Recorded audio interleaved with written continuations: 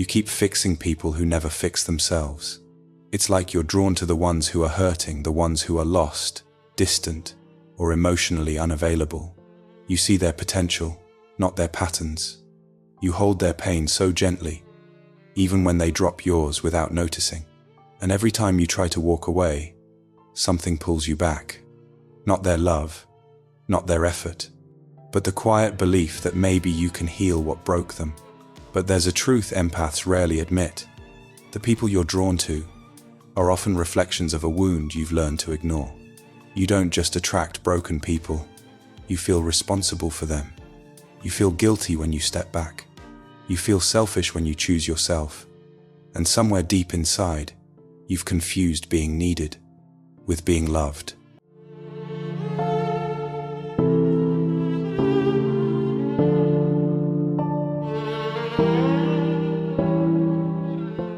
Empaths don't fall for broken people by accident. There is an invisible pull, a quiet, magnetic force that draws you toward those who carry wounds they don't know how to name. To you, their pain feels familiar. It feels like something you understand, something you were trained to soothe long before you knew what empathy even was. Most empaths grow up learning to sense emotions like weather. You learn to scan a room for tension before you entered it. You learn to anticipate someone's needs before they asked. You learn to keep the peace, even when no one asked you to. So when you meet someone who is hurting, you don't just notice their pain, you feel responsible for it. And this is where the curse begins. Because broken people don't seek love. They seek relief. They seek comfort. They seek someone who can hold what they cannot. And empaths become that place, the safe home, the emotional shelter, the quiet space where someone else can finally breathe. But here's the dark truth. The wounded are drawn to the light in you, and you are drawn to the darkness in them. Not because you want to suffer, but because helping them feels like healing a part of yourself. And without realizing it, you take on roles that were never yours to carry. The healer, the fixer, the therapist, the savior. You don't just love them, you repair them, you rebuild them. You pour life into spaces they abandoned long ago. But the more you give, the more they take. And the more they take, the more invisible you become. This is the empath's curse. You mistake intensity for intimacy, chaos for connection, and emotional labor for love.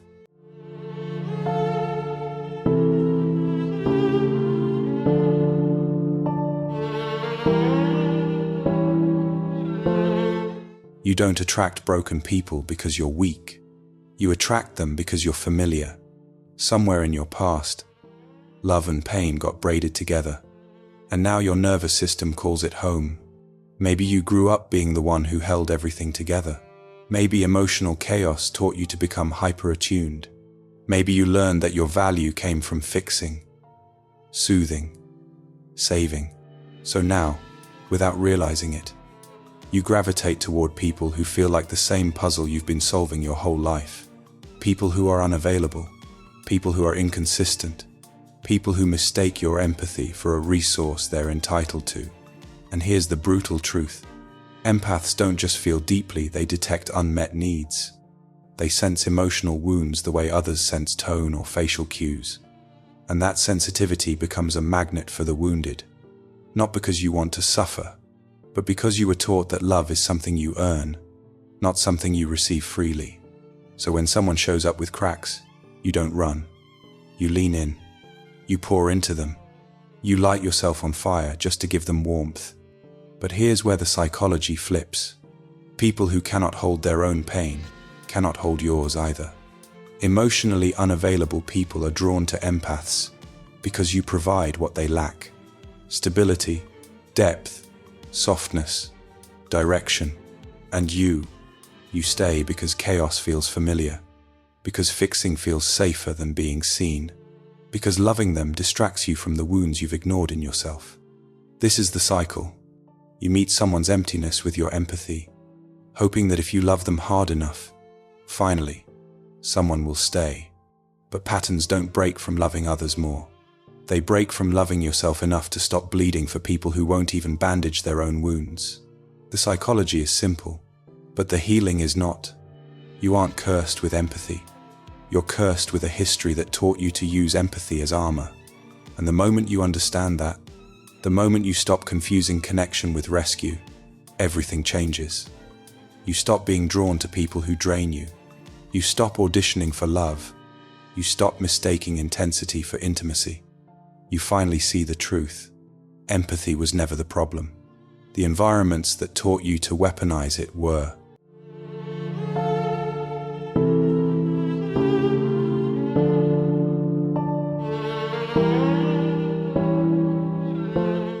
When you're the empath in the dynamic, you don't just feel their pain, you absorb it like it's your own. You start believing that if you can just hold them together, maybe you won't fall apart yourself.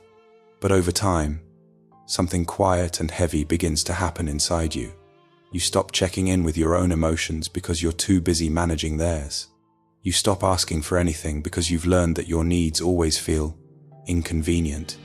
Your heart becomes a home for broken people, but there's never a room left for you. And even when you're exhausted, even when you're stretched thin, you still show up because that's what you've always done. That's what you were taught to do. Care, even when it hurts. But the truth is, this kind of giving has a cost, a price that empathy pays in silence. You lose pieces of yourself slowly, quietly, until one day you look in the mirror and wonder when you disappeared.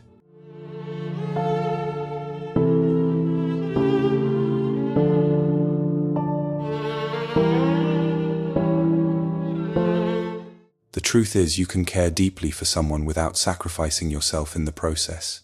Empathy was never meant to be a cage, and it was never meant to be a contract that binds you to someone else's suffering. You've spent so long absorbing other people's pain that you forgot empathy isn't the same thing as responsibility. Feeling for someone does not mean you must carry what they refuse to face. Awareness is the first boundary the moment you finally see the pattern for what it is. Not weakness, not failure, just an old emotional habit that you didn't know you were repeating.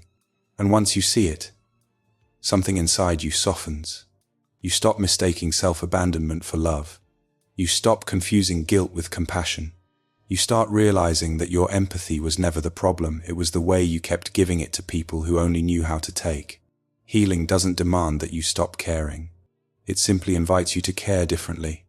You learn to observe the pain of others without absorbing it.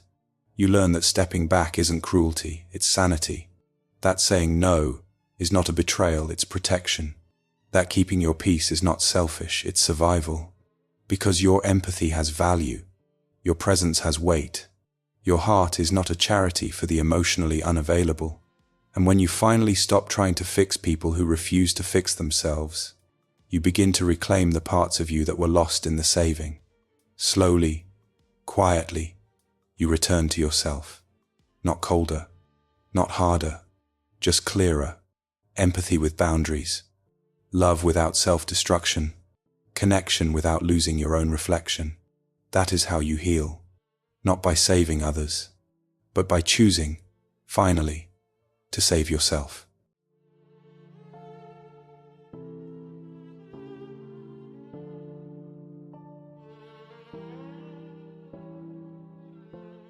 You can love people without saving them. You can care deeply without carrying pain that was never yours to hold. Empathy does not require sacrifice. Compassion does not require self-betrayal. Sometimes healing doesn't look like holding on. Sometimes it looks like stepping back. Gently, quietly, with love. Because peace is not cruelty. Boundaries are not betrayal. And choosing yourself is not the same as abandoning someone else. In the end, the kindest thing you can do is stop shrinking to fit the versions of you that others created. You don't have to be the rescuer. You don't have to be the sponge for everyone's suffering. You don't have to bleed to prove your love. You are allowed to walk away from the guilt that was never yours. You are allowed to reclaim the parts of you that you gave away too easily. You are allowed to choose a life where your empathy is a gift, not a burden. And sometimes, the most loving thing you can do is stop being the villain in someone else's story and finally become the hero in your own.